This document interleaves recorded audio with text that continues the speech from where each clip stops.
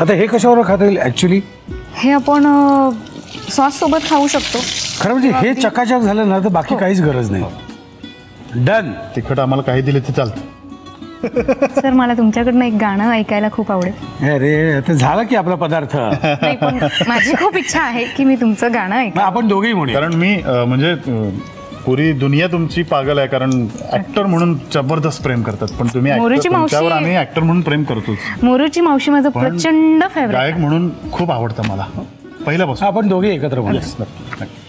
या विठूचा गजर हरी नामाचा झेंडा रोविला, या विठूचा गजर हरी नामाचा झेंडा रोविला, या संतांचा मेळा गोपाळांचा डाव मांडिला, या संतांचा मेळा गोपाळांचा डाव मांडिला, या विठूचा गजर हरी नामाचा झेंडा रोव्या.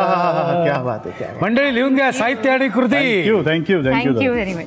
पनीर क्रॉकेट्स बनवण्याकरता लागणारं साहित्य: शेवया, उकडून कुचकरलेला बटाटा, किसलेलं पनीर, बारीक चिरलेली कोथिंबीर, बारीक चिरलेला कांदा, मैदा, बारीक चिरलेली हिरवी मिरची, आलं लसूण पेस्ट, टोमॅटो सॉस, मीठ आणि लाल तिखट. कृती: प्रथम एका बाउलमध्ये कुस्करलेला बटाटा घेऊन त्यामध्ये किसलेलं पनीर, बारीक चिरलेली कोथिंबीर, कांदा, 2 चमचे मैदा, बारीक चिरलेली हिरवी मिरची, आलं लसूण पेस्ट, लाल तिखट, चवीनुसार मीठ आणि पाणी घालून सर्व मिश्रण मळून घ्यावं. मैद्याची पेस्ट करून घ्यावी. एका प्लेटमध्ये शेवयाचा बारीक चुरा करून घ्यावा. पनीर बटाटा मिश्रणाचे गोळे करून त्याला चपटा आकार द्यावा. तयार पनीर क्रॉकेट्स मैद्याच्या पेस्टमध्ये बुडवून शेवयांमध्ये घोळवून तळून घ्यावेत आणि टोमॅटो सॉस बरोबर सर्व्ह करावेत.